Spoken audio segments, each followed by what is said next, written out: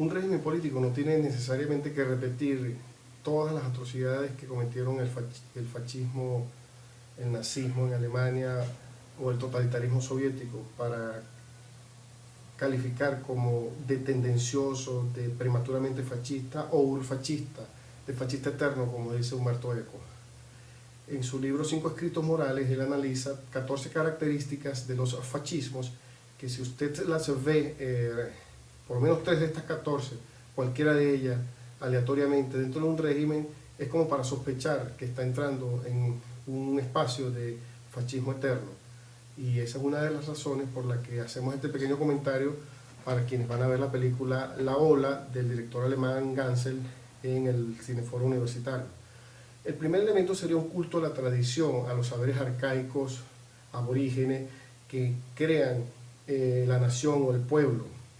En oposición a la modernidad, a la ciencia, se regresa a estos valores originarios, primigenios, y ya al decir que, al tratar de analizar el mundo actual o la vida que tenemos actualmente con ese tipo de elementos arcaicos que tienen sus valores, pero no sirven usualmente para afrontar los retos que vivimos en el mundo actual, ahí hay un indicio de urfascismo.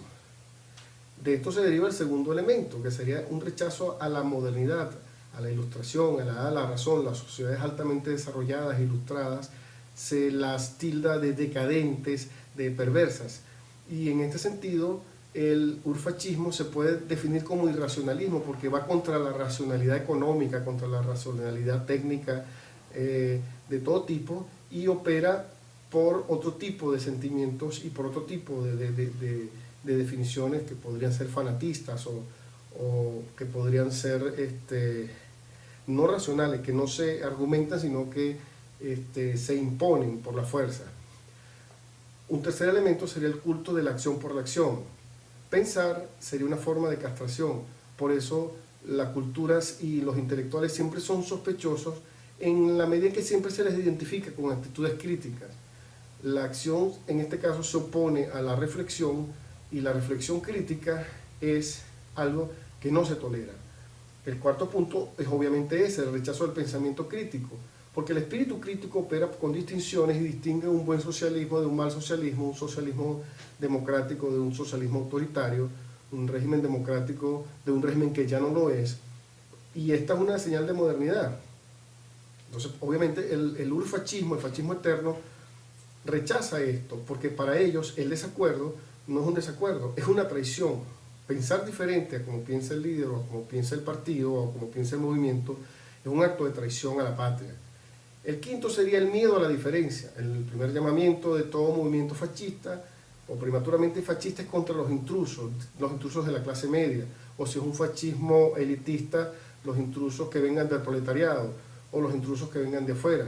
De manera que aquí hay un racismo que subyace en la definición del miedo a la diferencia. Los otros, que difieren de nosotros, no pueden estar con nosotros.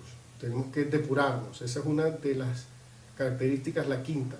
La sexta sería un llamamiento a las clases frustradas. En Venezuela no serían las clases medias como ocurrió en Europa con los nazis y con los soviéticos, sino las grandes mayorías, es decir, la gente pobre, la gente que vive en los barrios, que encuentra de repente atractivo este discurso, este llamamiento, que se apoya en su frustración.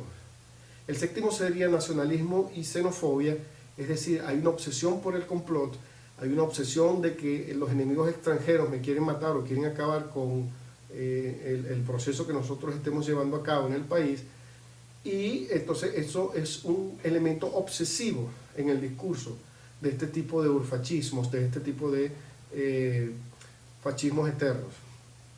El octavo sería que el enemigo se le tiene miedo y a la vez se le envidia, se le quiere derrotar. Se dice que somos capaces de derrotar a determinado enemigo mediante una guerra simétrica o desigual, David contra Goliat, pero simultáneamente se le tiene miedo y también se le tiene envidia a su armamento, a su riqueza, a su desarrollo. Los italianos describían a los ingleses, los fascistas italianos, como la cultura de la gente que come 5 veces al día. Y Italia en algún momento era bastante pobre, entonces en comparación con los ingleses, Decían que eran unos tipos muy tendencia a la gula, al engorde y que comían 5 veces al día. Bueno, eso era una descalificación, pero también era un acto de envidia, así como se envidian los cohetes nucleares de los norteamericanos o las armas soviéticas, este tipo de cosas. El enemigo entonces se ve como gigantesco, como superior, y sin embargo se proclama la teoría de que uno puede derrotar a ese superenemigo, de que David realmente puede vencer a Goliat. El noveno principio sería que hay un principio de guerra permanente, siempre estamos en guerra, siempre se movilizan, hay que actuar, y no se oyen discursos pacifistas, sino una guerra eterna de 1000 días hasta lograr el objetivo del régimen urfachista. El décimo sería un elitismo y un desprecio por los débiles, por la gente que no se atreve, por la gente que no es valiente, etc. El onceavo sería, obviamente, lo contrario a lo anterior. Si hay un elitismo y un desprecio por los débiles, entonces los valores están en el heroísmo, en el sacrificio y en un culto a la muerte, que siempre tiende a ser la muerte de los otros, porque estos personajes, estos regímenes, al final terminan siendo muy cobardes y cuando se caen, terminan siendo bastante patéticos. No hay heroísmo, sino un doble discurso, y en el fondo hay mucho miedo y mucha cobardía. El doceavo sería una transferencia de la voluntad de poder a las cuestiones sexuales. Digamos, un machismo que sustituye las actitudes sexuales por las armas, por el juego de las armas. Las armas serían una prolongación vamos a decirlo así, del pene, de la potencia sexual del machismo, al cañón, a los misiles nucleares o a los misiles y los cohetes, a comprar armas, a tener muchas armas. El treceavo sería una especie de populismo cualitativo, oponiéndose a los partidos podridos, a los gobiernos podridos, a las clases podridas, a las clases decadentes.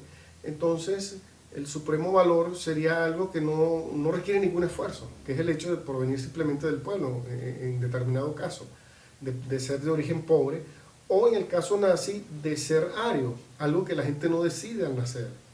Pues tú no escoges el color de tu piel, sino que tú llegas y naces con unas ciertas características. Entonces en eso no hay ningún mérito. Por eso es un populismo cualitativo, porque las cualidades se le otorgan a la gente más normal, a la cualidad más normal, que es la de ser miembro del pueblo. Y por último, el número 14 sería que todos estos regímenes siempre crean una neolengua, una neolingua, es decir, un código propio, un lenguaje propio, y sus textos escolares empiezan a querer imponer un código, una manera de entender la historia, de entender la vida, con unas palabras, con un lenguaje que ellos mismos han creado en su proceso. Cambian toda la forma en que se describía el mundo antes de ellos. Ya no hablan de democracia, por ejemplo en Venezuela se habla de Quinta República, Cuarta República, etc. Entonces aquí sí hay un elemento evidente de sustitución del lenguaje que utilizaba el régimen político anterior por uno nuevo. Y la recomendación de los filósofos pragmatistas es, como Richard Rorty, que si tú te describes en el juego del lenguaje de tu opositor, desde un principio estás perdido, porque ese juego de lenguaje ha sido justamente construido para excluirte y para derrotarte, y que hasta que tú no logres crear tu propio juego de lenguaje, tu discurso político, tu propuesta de país, tus himnos, tus colores, tus palabras, tus rezos, tus insultos, tus piropos, en tu propia lengua, y que esa lengua tuya la adopte tu colectivo, entonces hasta ese momento no se puede, es muy difícil lograr articular y galvanizar un movimiento político que contrapese estas tendencias urfachistas o de fascismo eterno, y que en algún momento pueda fortalecer la democracia, que usualmente está en grave peligro cuando 3 o más de estos signos del urfachismo aparecen en su seno.